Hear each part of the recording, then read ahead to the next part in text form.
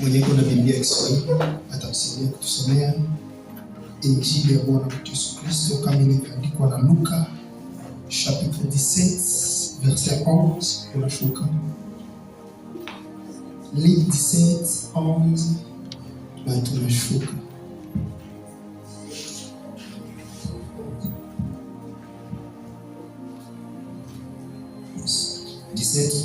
Tunasoma kwa jina la Yesu. Tunasoma kwa jina la Yesu. Amen. Ikawa walipokuwa njiani kwenda Yerusalemu, alikuwa akipita katikati ya Samaria na Galilaya. Na alipoingia katika kijiji kimoja, alikutana na watu 10 wenye ukoma. Wakasimama mbali, wakapaza sauti wakisema, Ee Yesu, Bwana mkubwa, uturehemu. Alipowaona, aliwaambia, enendeni mkajionyeshe kwa makuhani. Ikawa walipokuwa wakienda, walitakasika. Kenzi. Na mmoja wao alipoona kwamba amepona, alirudi huku akimtukuza Mungu kwa sauti kuu. Akaanguka kifudifudi miguuni pake, akamshukuru, naye alikuwa Msamaria. Yesu akajibu, Yesu akajibu akanena, hawakutakaswa wote 10? Je, wale 9 wote 10? Endelea, wale kenda wa wapi? Amen. Wale wengine 9 liko wapi? Amen. Tushahidi kwa ajili ya maneno ya Mungu. Niko na wimbo mmoja, mimi napenda tuimbe pamoja ya kumshukuru Mungu.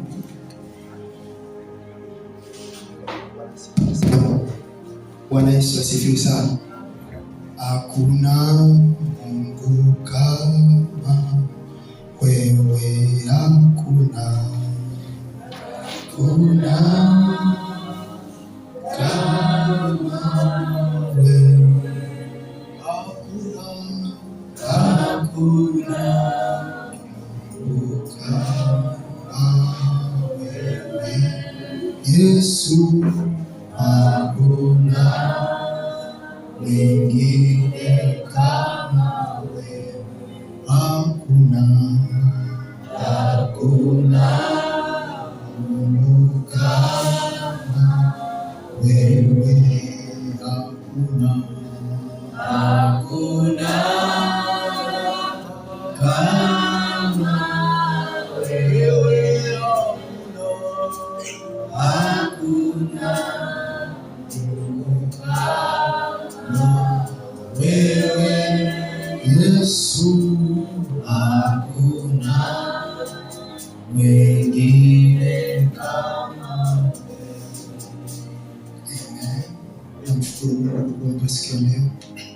Sitakosa kushukuru kwa daima mchungaji ambaye nimependeza tena nipate kuwa mbele ya watakatifu wa Mungu. Acha Mungu wake azidi kunibariki sana. Bwana Yesu asifiwe sana. Majina yangu naitwa Faniel. Niko mtoto wa Mungu hapa Kalvari. Na hizi siku 3 tuko na mafundisho ya mzuri sana yenye tutasoma, na mimi najua kama tutabarikiwa. Bwana asifiwe sana. Ningependa tu nipatie masikio yako dakika chache, nikupatie kile kenye Mungu alitia moyo wangu. Tutaongea somo linasema shukrani kwa Mungu. Bwana asifiwe. Kama unaandika, nitaandika shukrani kwa Mungu. Tutajifunza kuhusu shukrani. Kwa watu wenye ni Wakristo wanakawia Mkristo, hajui shukrani ni nini. Sasa mwa hii 3 jours utapata mafundisho na utatoka hapa unajua umuhimu ya kushukuru Mungu na faida gani yenye iko katika kumshukuru Mungu. Maana hakuna kitu kenye tutafanyaka Mungu bila faida. Chochote kenye utafanyaka ndani ya Mungu ifanye kujua kama faida iko. Unaweza kuwa hauione sai, lakini siku moja itaona. Bwana asifiwe sana. Mungu ndio fasi wako ya hatupotezaki. Uko ndio unaweza fanya Mungu leo hauone matokeo, lakini itafika tu siku utaona resulta ya kile kimefanyika kama Mungu. Hata kinakawia miaka ngapi, hata siku ndefu zinapita kiasi gani, chochote kile utafanyaka ndani ya Mungu hautataka. Kwa maana wewe uliacha kazi yako, ulikuwa na vitu vingi ya kufanya, lakini ukakubali kuviacha tufike hapa tuabudu Mungu. Acha nikwambie, Mungu atakulipa kwa hii kazi ambayo umefanya. Bwana asifiwe sana. Acha niingie katika mafundisho. Shukrani ni nini? Tunaweza sema tunakuya shukuru Mungu. Tunasema tushukuru Mungu. Kwa mtu mwanaweza jipozi kushukuru ni nini? Basi tunatokea mkizazi yenye tunajua kama kushukuru ni fuku kulalamika, unatoka machozi ndio maana yake utajua unashukuru. Lakini ziko njia mingi za kumshukuru Mungu. Bwana asifiwe sana. Shukrani kwa Mungu ni tendo la kumtambua Mungu kwa mema yote anayofanya katika maisha yetu. Kila pumzi tunayo, afya, chakula na ulinzi, wakati una reconnect kandele ya Mungu ni maisha yako, wakati unagundua kazi yenye Mungu anafanya kwa maisha yako, ukubwa wa nguvu zake, kwenye alikutosha, kwenye anakufikisha na kwenye uko naenda na wewe, ukitambua ile vitu, ile ni mlango ya wewe kuelekea katika kumshukuru Mungu. Bwana atusaidie sana. Kila mtu mwenye anarekonetre grandeur ya Mungu maisha yake, ile kutambua ukubwa ya Mungu inamsukumaka katika hali ya kushukuru. Hawezi fikia kiwango ya kushukuru kama hauyaelewa, hauyafikia kiwango ya kutambua ukubwa ya Mungu maisha yako. Juu fikia kiwango ya kusema merci, ifanye kwanza utambue yenye ule mtu alikufanyizia.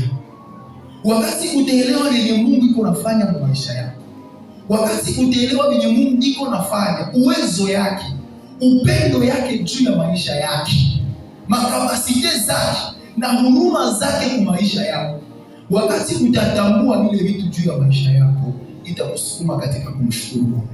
Lakini osilo hauelewa vile vitu, utaishi maisha hautakuwa na shukuru Mungu. Mtu mwenye anafikia kiwango ya kusema merci ni mtu mwenye alishaelewa umuhimu na thamani ya ule mtu mwenye anapatia shukrani. Bwana Yesu asifiwe sana. Jina la Bwana libarikiwe. Niko na mapointi fulani zenye mimi napenda niongee. Na pointi yangu ya kwanza yenye mimi nataka ongelea, mimi nataka zungumza vitu ambavyo vinafanyaka Mungu kushukuru Mungu, ama maana ya kushukuru Mungu. Kitu cha kwanza, kutambua ukubwa wa Mungu inasukuma mtu kumshukuru Mungu. Unajua maisha yenye tunaishi hapa duniani, kila usiku na mchana Mungu anafanyaka vitu vya kabambi kwa maisha yetu. Bwana asifiwe sana. Ukuwa uko Mkristo, ukuwa uko mpagani, Mungu anafanyaka vizuri kwa kila mtu. Sasa wakati mtu anafikia ile kiwango yenye anatambua grandeur ya Mungu, ukubwa ya Mungu ni maisha yake, ule mtu atasukumwa katika kumshukuru Mungu.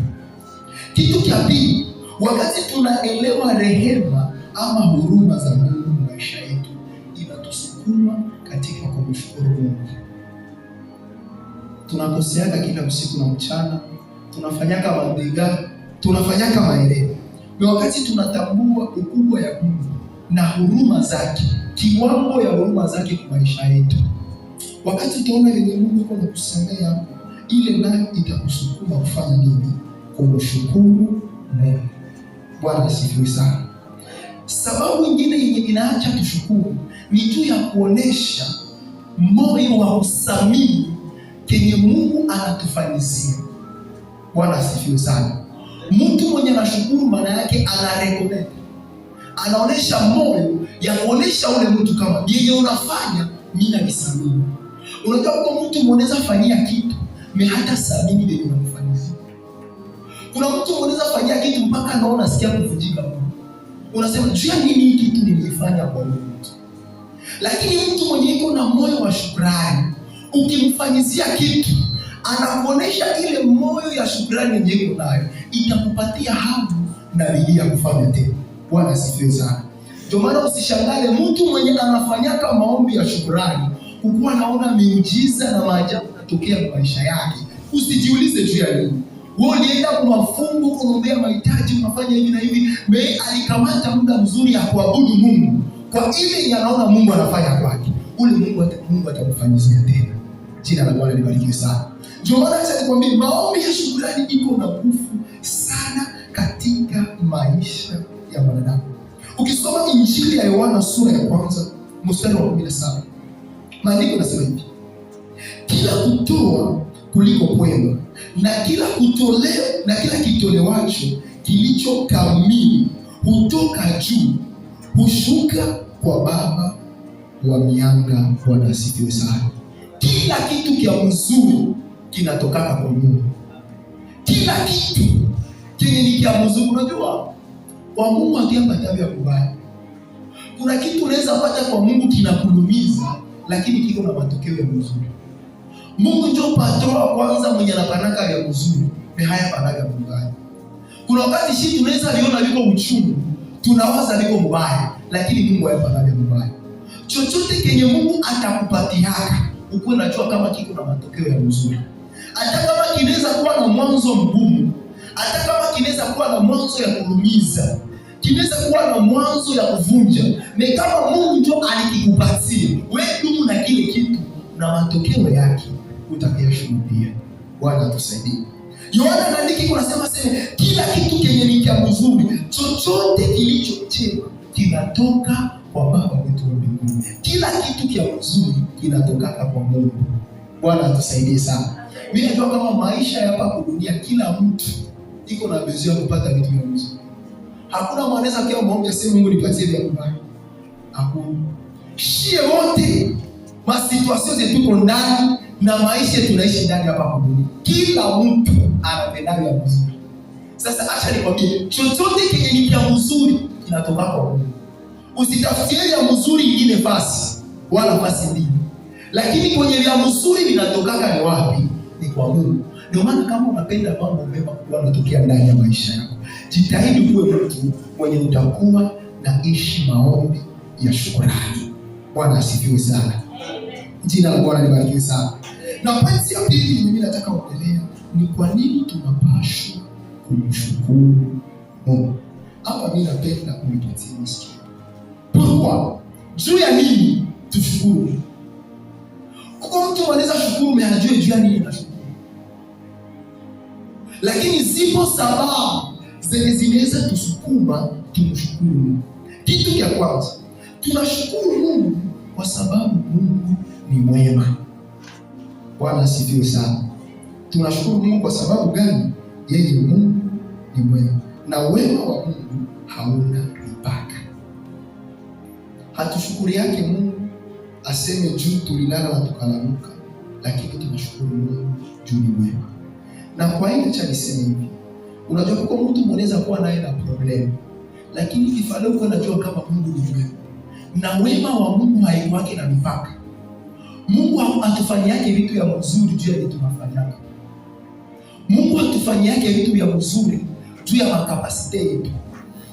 Mungu hatufanyiake vitu ya mzuri juu tunaombaka masaa 10, tunakesha masaa 10 ndani ya maombi, juu inaacha Mungu anatufanyia ya mzuri ya baya.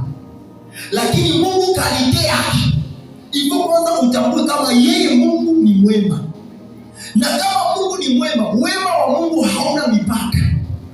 Ingelikuwa Mungu anatufanyia ya mzuri juu ya tunafanyaka, kama sasa hakuna mwenye angeliokolewa. Zamani maisha yetu ya kale tulikuwa tunafanyia madega, tulikuwa tunafanyia ya mbaya, na hakuna mwenye alikuwa anastahili wokovu. Lakini juu Mungu anafanyiaka yeyote mambo mema, akatuokoa. Bwana asifiwe sana. Unaweza kuwa na conflict na mtu, mwomba Mungu uwa ule mtu, piga ule mtu mmalize. Mbele uombe vile futa uwe kwamba kaditea Mungu ni wema. Bwana asifiwe sana. Kwa mtu mwenye unaomba Mungu auwe, Mungu tu anakuangalia na kumwambia kaditea Mungu ni wema. Bwana asifiwe sana. Ndio maana usalimie jirani yako, kumwambia wakati utaomba, ombea adui zako Mungu atendee mema nao aokoe. Maombi yako ujitahidi ukuwe naomba Mungu aokoe na wale maadui yako nao basi batoke mwiliko ndani.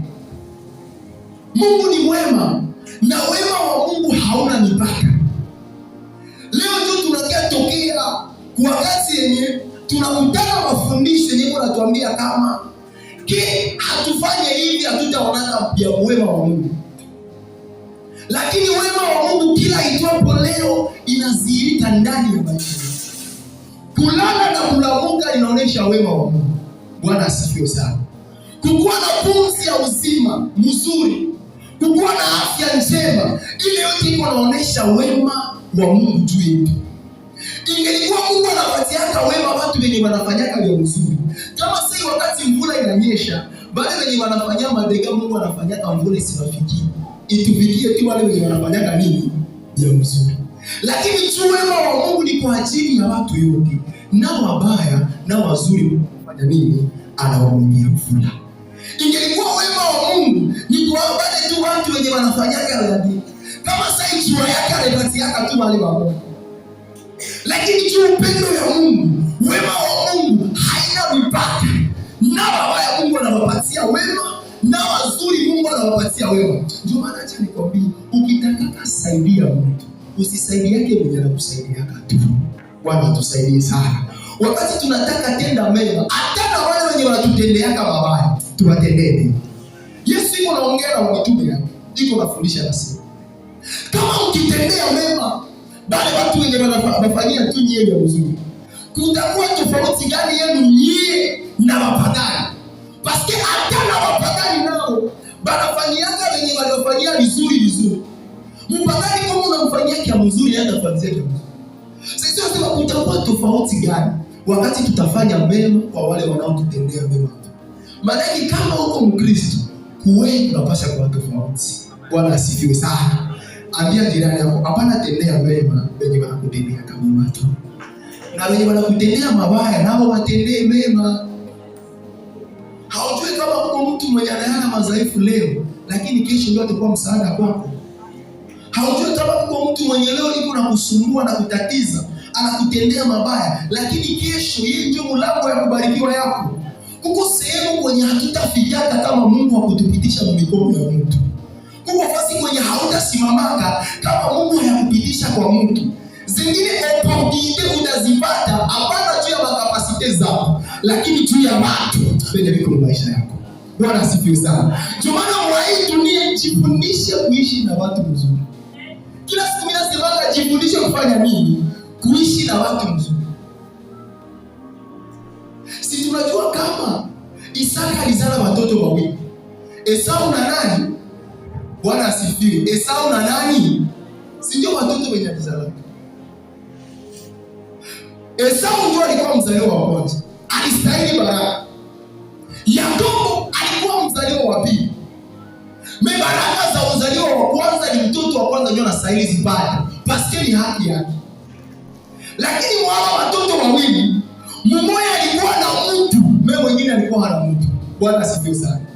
Biblia inasema Isaka wakati anaona anaelekea kukufa, akaita mzaliwa wake wa kwanza.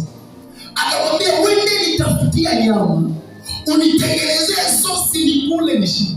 Kisha roho yangu ifanye nini? Ikubariki." Isaka akapata habari, akaenda. Lakini Yakobo mwenye hakuwa pale, sasa yuko naambia vile ndugu yake. Yakobo hakuwa pale, lakini mtu wake alikuwa pale. Maandiko yanasema kama mama yake alisikia yake ile maneno, akaenda akaambia mtoto wako, baba yako anatabariki Mungu. Sasa wewe ujifanye mkubwa wako, ufanye nini? Ukamate zile baraka. Sikia, kwa vitu vinaweza kuwa haustahili, lakini juu ya watu wenye uko nao maisha inakufanya ustahili vile. Ndio maana kama ni kuishi na watu mzuri, jikaze kuishi na watu mzuri. Bwana atusaidie sana. Mimi napenda neno ya pili yenye mamake alimwambia. Akamwambia Yakobo, akamwambia mama, sasa baba atanitambua na baba akinitambua atafanya nini? Atanilaani. Mimi mamake akalala mbele za Mungu. Ibaki kulaani, ile laana haitakuwa juu yako. Mimi nakuani ile laana iko juu ya maisha yangu. Sikia, wakati utaishi na watu mzuri, pana sehemu utashindwa, lakini wale watu ndio watakusaidia. Tuko fasi kwenye hatuwezi kujitetea, lakini watu wetu wajizungurushia watatutetea. Ndio maana naomba mtu mmoja jioni leo, acha Mungu alete maisha yako watu wenye watakuwa wasamani, watu wenye watakuwa wa faida kwako.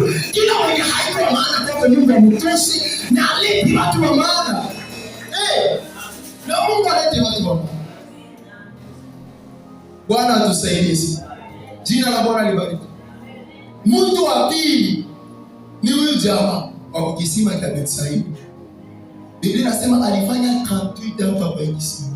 Maana yake age yake ya souffrance iko mrefu kuliko miaka ya Yesu. Bwana asifiwe. Nikipenda nikalikilende nakwambia kama huyu mtu alifikaka zamani kwa hiki kisima na Yesu hayazaliwa. Bwana asifiwe sana. Basi Biblia inasema alifanya 38. Yesu alikufa na 33. Maana huyu mtu alifikaka kwa hiki kisima zamani na Yesu hayazaliwa. Alikuwa yuko anateseka pale. Unajua na wakati tunategemea tu watu. Tuko najua kama mwanadamu yuko na mipaka. Na mtu yuko na mwisho. Kama Mungu hayakuletea mtu, watu watakuchoka. Ndio maana muombe Mungu na Mungu akukutanishe na mtu wa mapenzi yake. Mtu mwenye Mungu aliandaa juu yako. Sisi kwa mtu anaweza kuwa msaada kwa mwingine, mtu haiko msaada. Nasikia kitu cha pili. Kwa mtu mwenye anaweza kuwa shida kwa wengine, mtu ni msaada. Ndio maana attention na kukataa watu juu uliona wengine wanamkataa. Attention na kukritike mtu juu uliona wengine wanamkritike. Kwa mwingine mtu mwenye haiko wa maana kwa wengine, mtu wewe ni wa maana. Na ukimkataa unakataa hatima yako. Ukimkimbia unakimbia hatima yako. Ndio maana Mungu atusaidie tupatie ufunuo. Tujue ni watu gani wenye Mungu ametuandalia. Jina la Bwana libarikiwe. Huyu mtu alikawia hapa kwa hili kisima. Wakati Yesu anamkutana pale, anamwambia unataka nikufanyie nini? Sikia jibu yake. Aseme sina mtu wa kunitupa birikani maji yanapofanya nini? Yanapojaa. Sina nani. Maana yake wataka Yesu kama niko hapa hivi, nijue kukosa mtu. Ingalikuwa niko na mtu kama nishatoka hapa. Sikia, unajua angle ulisoma sana, uko na diploma, uko naishi pale maisha bila kazi pia kukosa mtu. Kwa wengine wenye hawakusomaka, hawana diploma, hawana vyote. Mmechutu niko na watu, tuko na waambie. Bwana asifiwe sana. Ndio maana acha nikwambie, tu Mungu akupatie mtu. Uko zingine vitu wenye hautaitilizia kwa effort zako. Mungu alileta watu wa maana kwa maisha yako. Itatuma ufikie ile vitu. Kwa vitu tukiangalia maisha yako sasa tunaona unamerite. Unamerite. Kwa zingine mafasi tutasema nani ndio tunaweza tia pale. Tukiangalia tunasema fulani anastahili nafasi. Mejia nini hapo kwa ile nafasi? Kumbe nikiwa hauna mtu. Ale mtanaka mtu yuko nafanya unajua unasema mbona hata Marau imezi kwa mwalimu wake.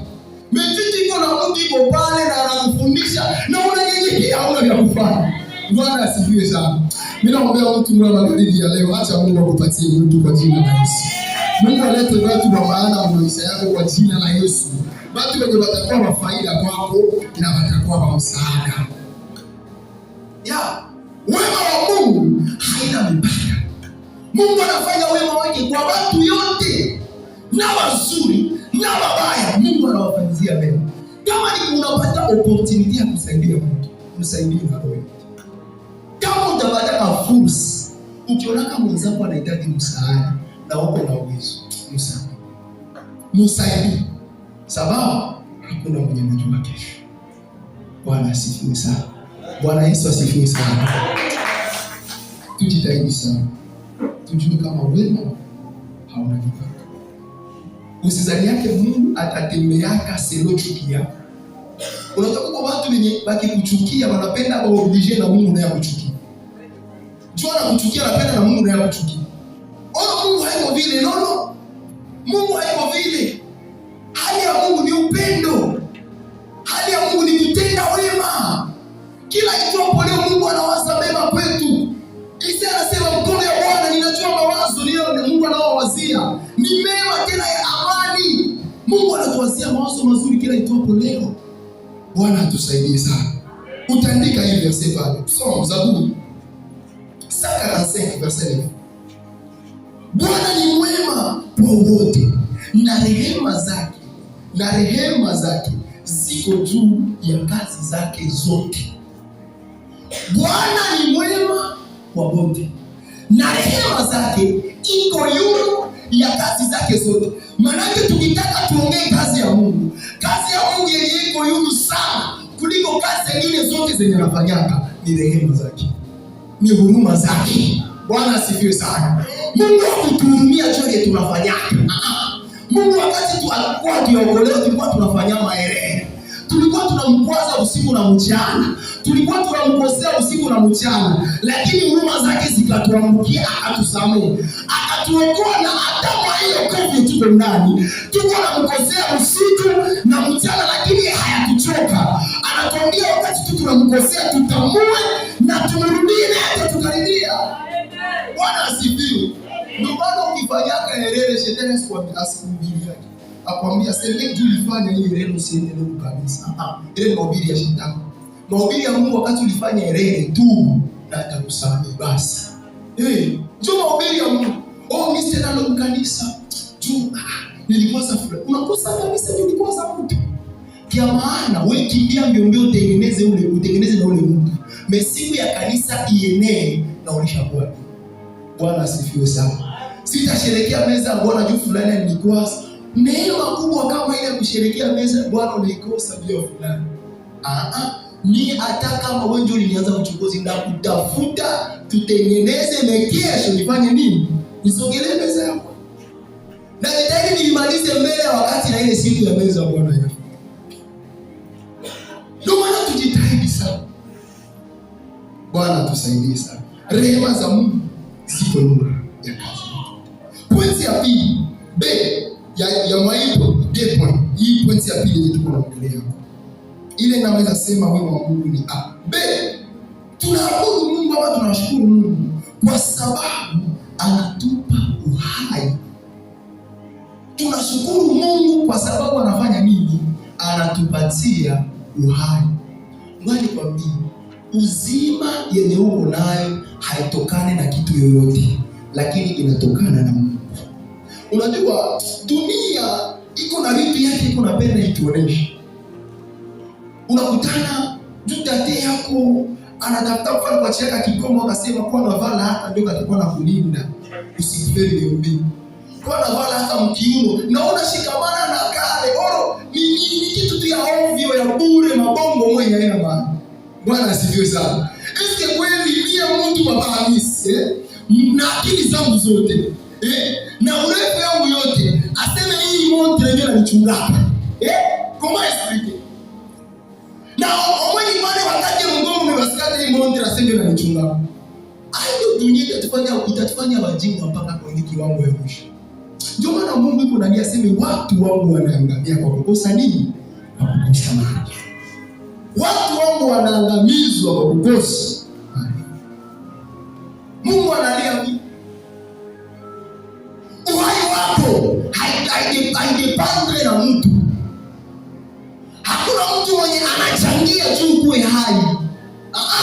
Hauko mzima juu fulani alitaka, lakini juu Mungu alitaka. Bwana asifiwe sana.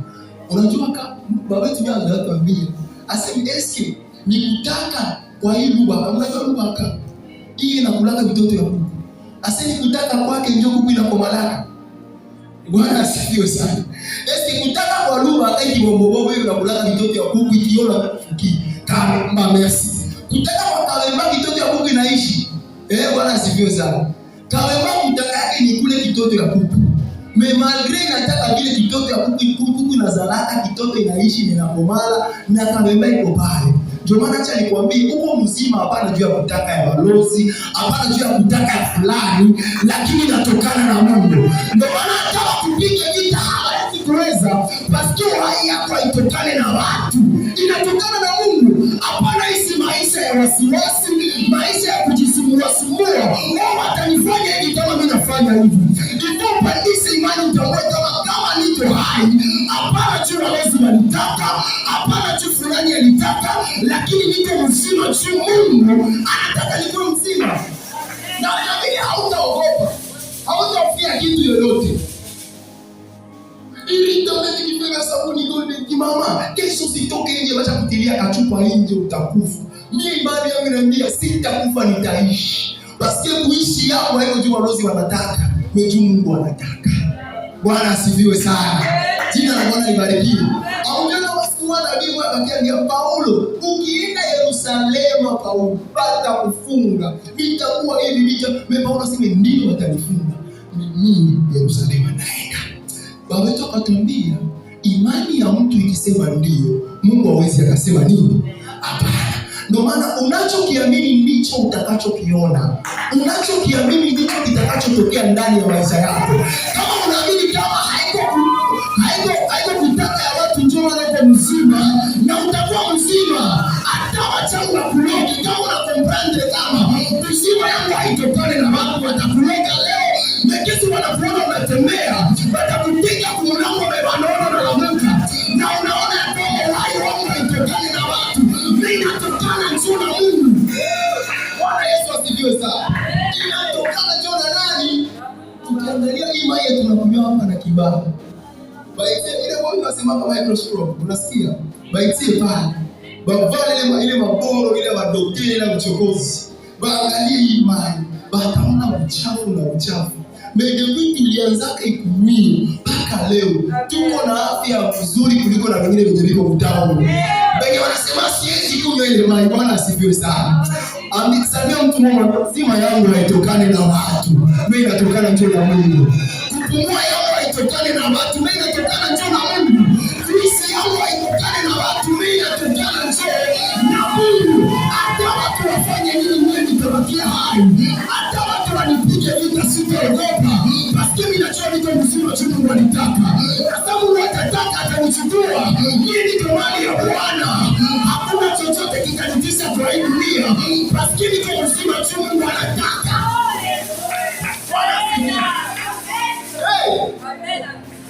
Niko mzima tu Mungu anataka. Bana juu nitaka. Hapana tu fulani nimejua Mungu alifanya nini.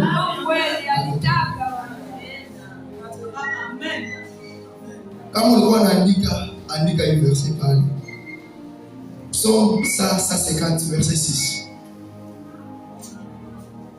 Kila mmoja pumzi na msifu Bwana.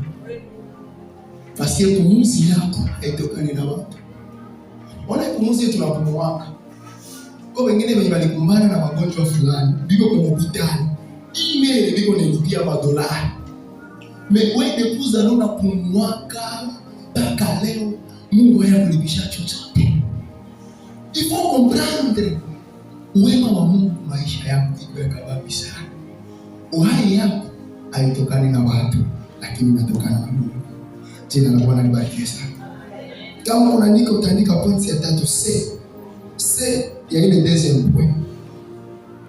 Tunashukuru Mungu kwa sababu ya wokovu tunao. Tunashukuriaka Mungu juu ya wokovu yenye Mungu amefanya nini? Ametupatia. Tunashukuru Mungu juu ya wokovu yenye Mungu ametupatia. Injili ya Yohana sura ya 3 mstari wa 16. Kwa maana jinsi hii Mungu aliupenda ulimwengu hata akamtoa mwanawe pekee, ili kila mtu amwamini asipotee, bali awe na uzima wa milele. Tunaabudu Mungu kwa sababu ya nini?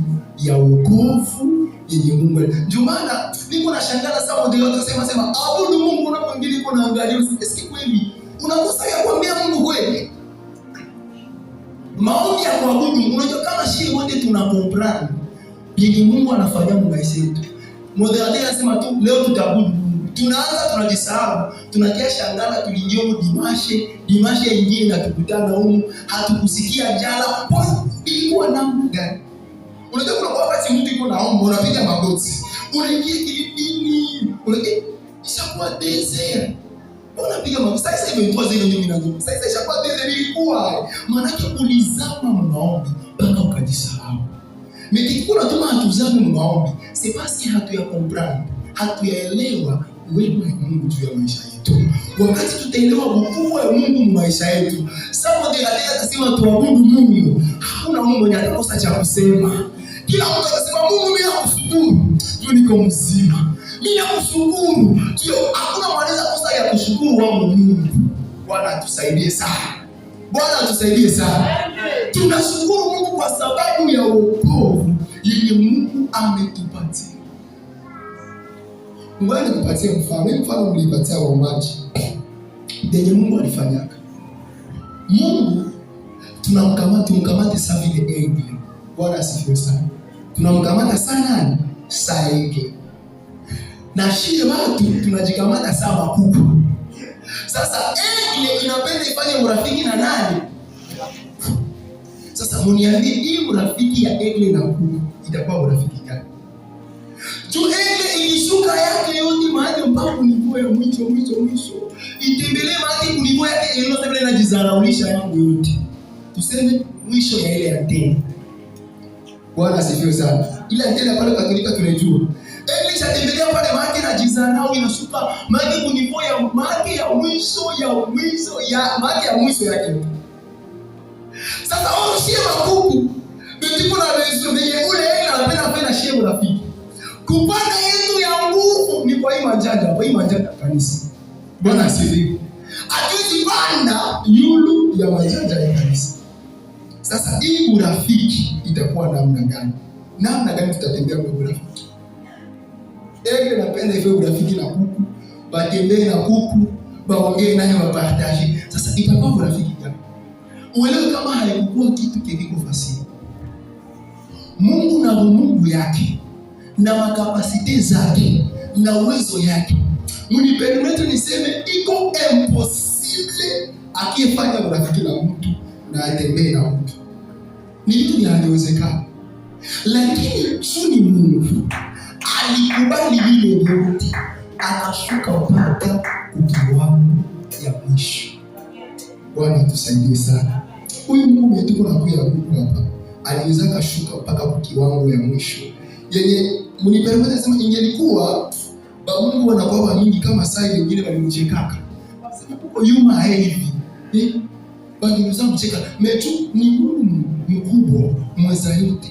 Akatosha mabegi zake. Biblia inasema hivi Mwaebrania, asemi aliona kama ile umungu yake haiko kitu cha kushikamana nacho. Akatosha ile umungu yake. Akakuja hapa kudunia, akajishusha kunivo ya mwisho, akavala mwili. Akakuwa mtu. Mungu mwenye haiko feble. Mungu mwenye iko sapusa. Mungu mwenye hana madhaifu. Akakuja hapa kudunia, akapata mafeblesi. Akaanza kuwa nasikia njaa, akaanza kuwa nachoka, akaanza kuwa nasikia usingizi. Ile vyote Mungu alikubali kujishusha kwa ile ndio. Juu alipate mie na wewe. Tumana ifo kutambua kenye Mungu alifanya. Juu leo tuite Kristo. Ipo gharama. Wokovu yetu ilimgharimu Mungu. Kwa mtu mwenye anaweza cheza wokovu leo, lakini kuko watu wenye walilipa gharama tu ya wokovu. Kuko mwenye hii wokovu iligharimu. Wokovu ilimgharimu Mungu. Akashuka mpaka kiwango ya mwisho. Yeye Mungu mwenye na malaika akiona anakufa. Biblia inasema malaika wenye liko mbele yake liko na mabawa 6. Mabawa 2 zinawaobliga sema hamwezi ona huyu Mungu tu mkimuona mnakufa. Mabawa 2 zinapia zinafunika macho. Siko nasema huyu yuko mtakatifu, tena mtakatifu, tena mtakatifu. Kama ni utukufu huyu Mungu iko na utukufu yote. Ungekuwa si mbinguni wanaabudia Mungu. Kama sasa hawezi abudu kisu. Kuko kwa malaika tembisi kwa Mungu aliwaondoka mpaka leo. Wewe wanakuwa tu mtakatifu, mtakatifu, mtakatifu. Mtakatifu ni Bwana Mungu wa majeshi. Mtakatifu tembisi mbingu ziliumbiwa mpaka leo, wale malaika liko vipi? Malaika kwanza kama ni maabudu Mungu iko ndani. Kama ni sifa Mungu iko nazo. Hakuna ni Mungu anakosa. Mungu anaelewa. Ndio sasa mimi nasiriki, usiriki atawakia Mungu. Niliomba kunijilia yatawakia Mungu. Bwana atusaidie sana. Anajitoshelezea. Ye Mungu anaenea. Lakini madre ile kuenea yake, upendo yake kwetu haikumfanya awakie na ile glory. Iko na utukufu yote, metu alitupenda akakubali kushuka. Hii wokovu yetu tuko nayo imemgharimu. Hii wokovu yetu tuko nayo. Leo tunatembea tunavimba. Tunatembea kwa Yesu, tunavimba kwa Yesu. Hii wokovu. Na ndio maana mtu mwenye anatambua namna gani wokovu ilivyomgharimu ni mlango ya kutambua neema ni nini. Basi dunia ya leo iko na nyingine mafundisho ya kupotosha watu. Iko nataka ambia watu kama jinsi neema iko, maana tufanye vyote. Lakini acha nikwambie, mwenye ana comprendre jinsi wokovu iliweza mgharimu Mungu, mwenye anapata neema ya kutambua wokovu ni nini, hachezi yake ni neema. Lakini wakati ya neema ni wakati ya kuishi maisha ya kuburi na kumshukuru. Bwana asifiwe sana. Bwana Yesu asifiwe sana. Wokovu ilimgharimu Mungu. Mungu akashuka. Waebrania sema akajinyenyekeza mpaka kiwango cha mwisho. Aseme akawa mnyenyekevu mpaka mauti. Akakufa kifo cha nini? Cha aibu. Imagine Mungu mwenye anaweza yote, mwenye anajua yote, mwenye iko na nguvu zote, lakini anashuka kunivo ya mwisho mpaka anakosa nafasi ya kuzaliwa. Alida saliwa musali ya ngombe. Kwa ngombe na kuliaka ina mwanga wa miguu pale. Ndio kwenye Mungu na Mungu yake anakezaliwa. Nyumba ya ngombe mnakoka mabuchafu, matolotolo. Unajua ngombe ni nyama ya uchafu sana. Bwana asifiwe. Ngombe ni nyama ya uchafu tena ukitia upande manake ujue kuna lika mainzi, unaita maimbu. Vitu vyote ya uchafu na vileta kwao. Sasa ule Mungu na Mungu yake juu ya kunipata mimi na wewe akashuka mpaka kafikia mtu wangu anakosa dana ya nyumba ya kuzaliwa ndani. Fasi zinaishi. Mwenye iko na nguvu zote, iko na uwezo wa kusema tu ile nyumba iko pale juu izaliwe ndani. Mtu ya kunyenyekea anashuka, anaenda zaliwa nyumba ya ng'ombe. Banakosa ya kumfunika. Bwana asifiwe sana. Bamama wanaimaka nyimbo moja. Aseme unyenyekevu ndio chanzo ya maarifa. Kama utapendaka kujua maisha yako, kubali kunyenyekea. Watu yote wenye walijuaka walikuwa watafanya nini? Kunyenyekea. Leo si longtemps ya kubali kunyenyekea hautajuaka. Na siku yote utaanzaka jiona sawa unajua, ujue kama haujui. Bwana atusaidie sana. Bwana Yesu asifiwe sana. Kunyenyekea, mtu mwenye ananyenyekea ni mtu mwenye kuelekea mambo. Aseme unyenyekevu inatanguliwa glory, inatangulia utukufu, inatangulia kuinuliwa. Juu mtu aende mtukufu kenye kinatanguliaka ni unyenyekevu. Na juu mtu aende maanguko kenye kinatanguliaka ni nini? Kiburi. Bisa jirani yako anakuwa kiburi ya juu mtu anajua tumia mwele korali juu hata kukamata. Na nitaka sabia wale makorale yao. Mafundisho yetu ni ya Mungu. Na ukue nitaendelea na uko vitu ni ya Mungu. Ni ya Mungu haiko vitu. Mwele katika misteri yake na mkutano leo watakaopigia ngoma uache ni ya Mungu. Mungu ndiye alikuletaka na ataleta mwingine. Ndio maana mkazi ya Mungu wakati mwingine tutaki tuembeleze watu maaki baada tuwapesa wito wa Mungu wa kutuani ya Mungu. Mungu mwenye alikuletaka iko na uwezo wa kuleta mwingine. Ndio maana tuache kiburi ndani ya kazi ya Mungu. Tutumikie Mungu na tutaona baraka za Mungu. Tutumikie Mungu kwa unyenyekevu. Ndio tutainuliwa. Tuko napenda tuinuliwe. Tuko napenda tuende mbali na Mungu. Kubali kunyenyekea. Na unyumba ni mwanamke anyenyekee ndani ile unyumba na Mungu. Bwana asifiwe sana. Unyumba ni ndashimama vile hivyo kunyenyekea. Siku watu leo la Mungu. Yesu Mungu atusaidie sana. Unyenyekevu ni tunda yenye iko na matokeo ya mzuri, ni tunda yenye inakuwaka na vizuri. Acha nimalizie kwa hii, ile ilikuwa C, mimi namalizia kwa hii D, alafu tutie mtoto hapo. Ingine kitu yenye inafanya tushukuru Mungu kama kuandika, tuandika tunashukuru Mungu kwa sababu anatupigania. Mungu anatupigania. Kutoka chapitre 14 verset 14. Bwana atawapigania. Nani atawapigania? Nini? Nanyi mtanyamaza kimya. Bwana asifiwe sana. Salimia watu mbili, waambie vita haiko vyangu, lakini vita ni vya Mungu. Mwambie vita haiko yangu, lakini vita ni vya Mungu.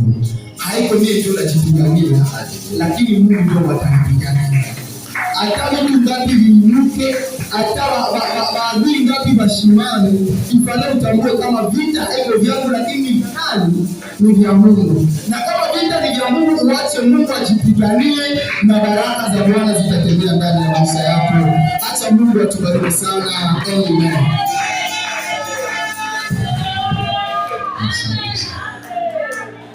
Vita si yetu, lakini ni ya Bwana.